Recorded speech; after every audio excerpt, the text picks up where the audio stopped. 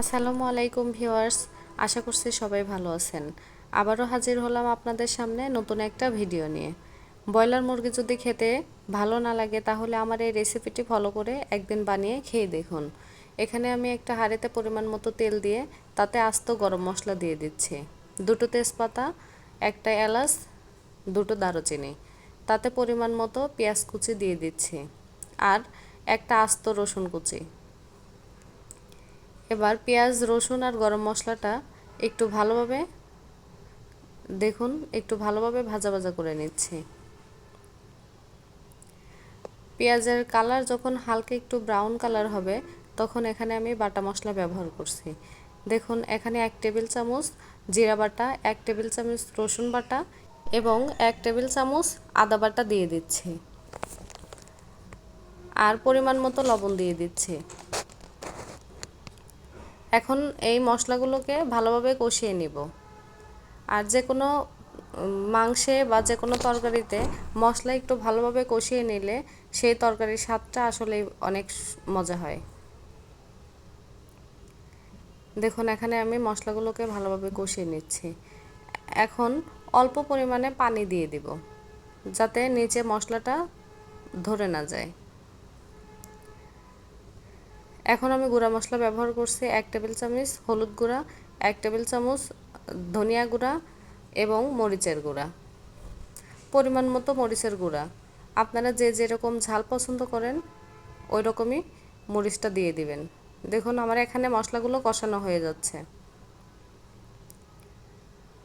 আর মশলাটার উপরে যখন তেল চলে আসবে তখন আমি এখানে কেটে ধুয়ে রাখা পেঁপেগুলো দিয়ে দিব। এখানে আমি একটা ছোট পেঁপের অর্ধেক পেঁপে ব্যবহার করেছি। আর পেঁপেগুলোকে আমি একটু ছোট ছোট করে কেটে নিয়েছি। এখন পেঁপেটা দিয়ে মশলাটা একটু কষিয়ে নিব।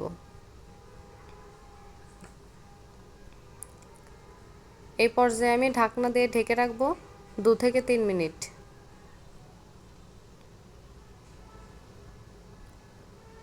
দেখুন 3 মিনিট পরে আমি ফিরে এসেছি।